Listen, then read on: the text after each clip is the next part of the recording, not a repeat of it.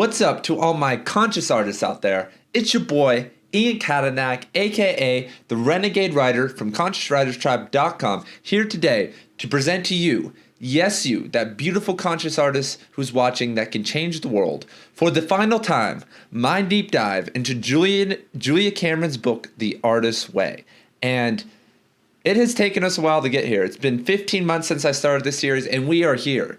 But this journey has been incredible. I have experienced a ton of spiritual recovery, and I hope that I've helped you. If you have enjoyed this, please hit the subscribe button. Please tune into the channel. As I've been saying the last couple weeks, this Conscious Writers Tribe is a place for spiritual and creative recovery. There are going to be so many courses and so many opportunities for you to share your work or share your thoughts on these authors. And I would encourage you to hit me up if you have anything to share that you think is conscious and that can change the world. So let's hop right into this for the last time, everybody. Week number 12 is recovering a sense of faith. And let's start off with the quote. I don't think that many other chapters start off with the quote.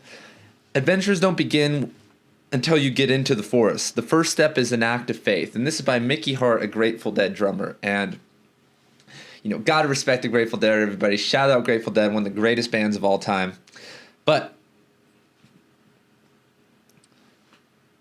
faith is a weird word, and faith is a hijacked word. And that's why it's interesting she chose to use this word, because we think of faith because, once again, the Christian programming, you gotta have faith. Well, I don't know why my God it doesn't exist. Well, I just have faith. That's what it's about. It's about having faith. You got the fucking redneck Republicans out there. Faith has been hijacked. But faith is important because there has to be faith in ourselves. There has to be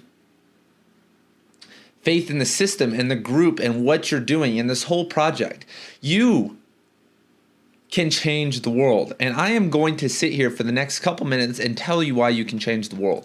Because if you have made it this far, if you are putting yourself in these types of situations where you spend 12 weeks writing 3 pages a day and taking artist dates and doing journaling, I think we calculated last time that it's like 200 and something pages, 250 pages if you did 3 pages a day for 12 weeks that you've written. If you can do that, then you can do whatever you want. And one artist can change the world. One artist can change millions of lives in an instant with what they can do.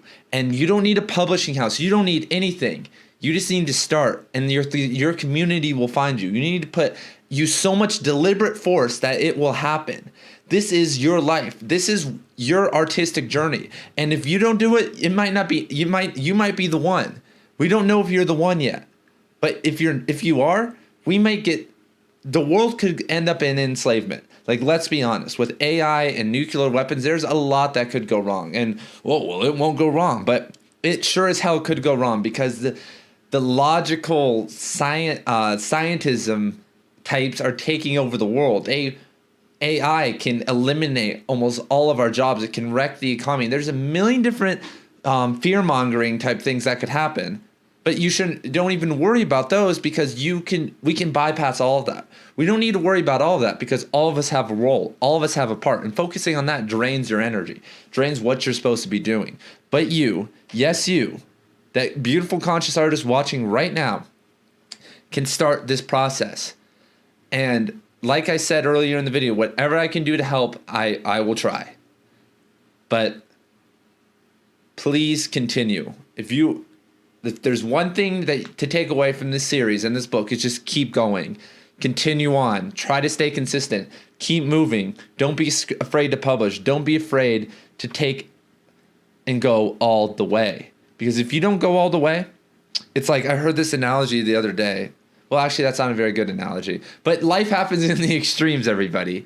And as Julie starts to talk about, creativity begins in the darkness. Our creativity was made there. We were in the womb. We were born in darkness. We were shaped by the darkness. We were molded by the darkness. Everything within us has that component to it, but we want to avoid that. We want to avoid the long hours sitting down. We want to avoid everything.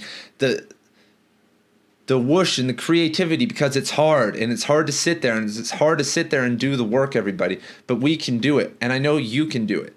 But it starts, once again, with us standing up and becoming great and feeling great about ourselves. In that darkness, in this creative darkness, is a playful place. It's where you don't push. When you're in the darkness, you don't push around. You feel, you see with a different type of sight. You start using different types of senses, and you start to doodle. You start to mess around with your art. And that's the main thing that Julia talks about in this section is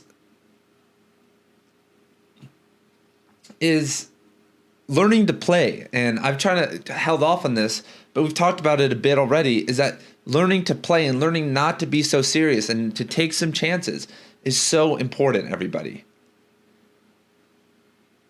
I understand that you're maybe you're trying to impress your parents, that no one believes in you, that, you know, you're stuck out there and it's hard to make money in your eyes, that there's all these things that you can't, quote unquote, do. But stop dumping your creative willpower into trying to make a hit for the market, a hit for a company, a hit for whatever, a hit for people around you. Make a hit for yourself.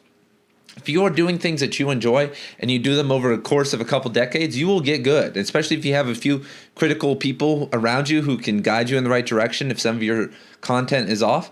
If you have a few mentors around you, you can do whatever you want. You could be the greatest artist of all time, or you could just be an artist, like I said, that lays the groundwork. Because if you're an artist, let's say you're just a hobby artist and you write a couple books or you paint a couple things, you have a couple galleries.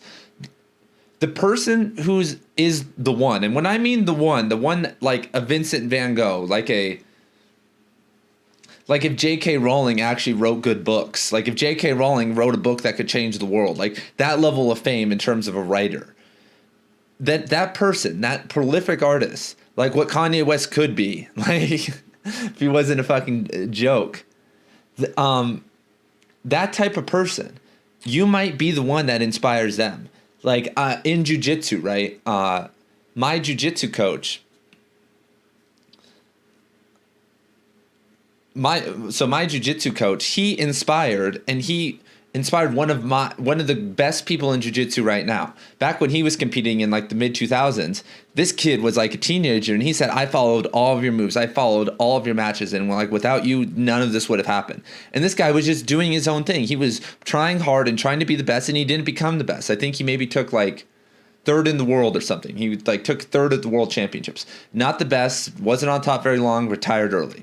But he was an integral part to the person who is the best now. And without him, that would have never happened. And that's just one instance. And you see that all the time. I wouldn't be where I'm at if it wasn't for Cormac McCarthy or Robert Bly. I would not be where the man I am now. I would not be the artist I am now. And if they didn't lay that groundwork, and even smaller artists, I mean, those people are huge, but like smaller people, like a lot of smaller poets, I've read around town, and people who I know, like there's I can't have the book. I don't. Let's see. I'm gonna do a little research. Let's shout out.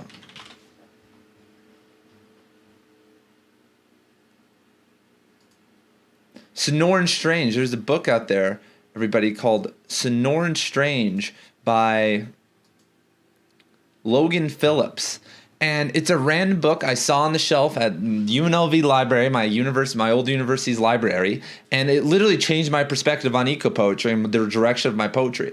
I doubt that more than a couple hundred people have ever read that book. But that guy, if I am the one, if I do change millions of people's lives, he will be to thank. Like that will be a huge part of that journey. And that's one guy doing one thing in a random place that I don't know, and I don't know what he did to make that happen. But he probably did a form of spiritual recovery to make that happen. So don't be hiding away from these moments, from these experiences, because we can do it. We can make this happen. So stop trying to push. Learn to doodle. Learn to have some fun. Don't dump your power into these random things. Julie talks about one of her favorite things to assign to people is gardening. And that's funny. I think that just getting outside in general and being outside is very important. That to just putting your hands on the earth. If you're not gardening, walking around in bare feet. And if you live in the snow, then that's kind of unfortunate, but maybe take a vacation to Florida or somewhere tropical and refresh yourself, because like having to live those cold lifestyles without exposure to the earth can really be hard. But if you can't do that, try to get it in when you can. So the other part that gets talked about is escaping creative velocity. And this is the final part. And creative velocity, I think what she's trying to say here, and this is my interpretation, but I think I'm gonna take this in my own way, is that there's two types of creative velocity that we can be creative and she's saying escape velocity. So it's by escaping velocity, it's turbulence. It's things like the crazy makers, things that get you out of your zone, things that ruin that flow. You have to escape from that. And she uses something called the wet blanket test, that for the wet blankets, wrap yourself in something else, dry ones, fluffy heated towels. Do not enjoy any or tolerate anyone who throws cold water in your direction. So she's saying wet blankets, people that hold you down, people that hold you back from getting what you need to done, people that hold you back from putting in that work. Because if you have to put in that work, if you are the one, if you have to spend 8 or 10 hours a day, then you're going to have to do that. And if people aren't going to be able to support that, then they're holding you back from helping and changing millions of people's lives. That's what's at stake here. One person or a couple of these people in your life that are causing all this turbulence and all this craziness are preventing you from helping millions of people and also helping yourself with your spiritual recovery. And is that worth it? Is that worth it? And she says, look at all the people in your life and ask yourself, who is doing that? Who's making it shake? Who's actually helping you do more? Like, you want to be doing more and then taking meaningful rest periods, being able to take rest and then just do more work.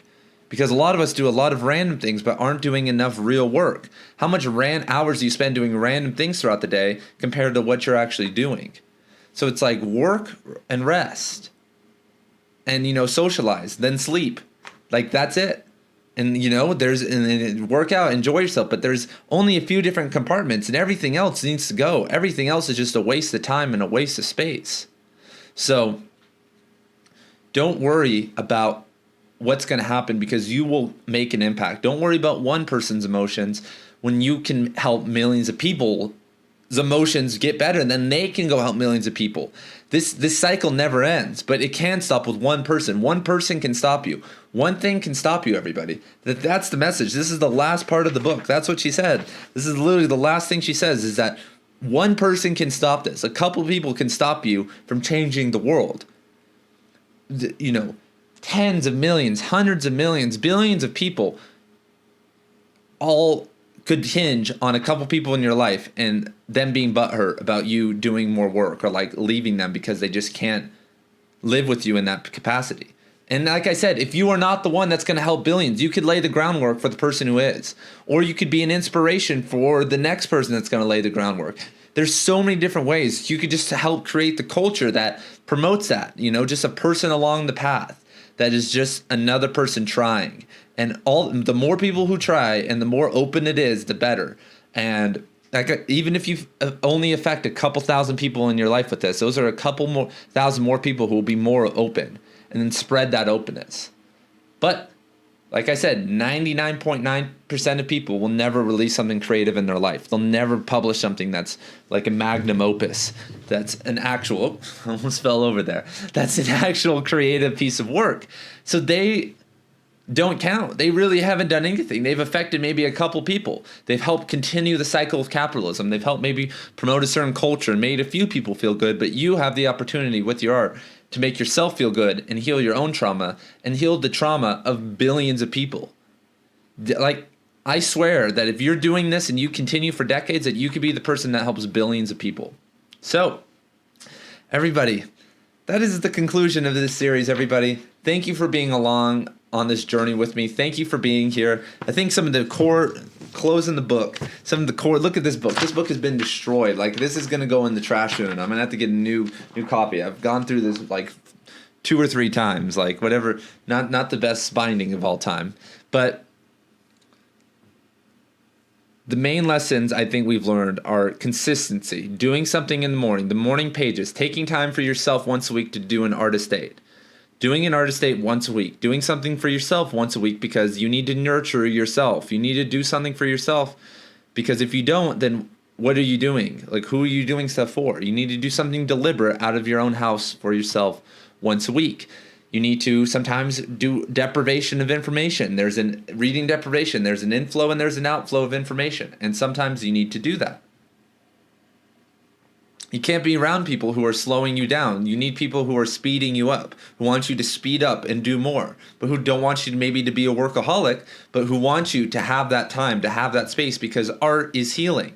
You spending time doing art is you healing yourself and becoming a better person.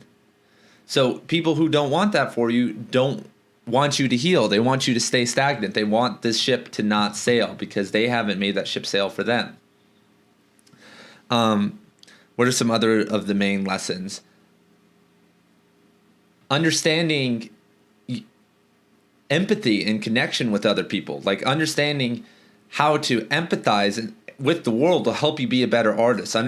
Get your life in order. The more you have your life in order, the better artist you'll be. We talked about that with Chekhov maybe in week 5, week 6. Get your life in order. Do things that are fun to you. Do things that you don't think that you can do, that are taboo. Do random things, There's been so many lists you've made.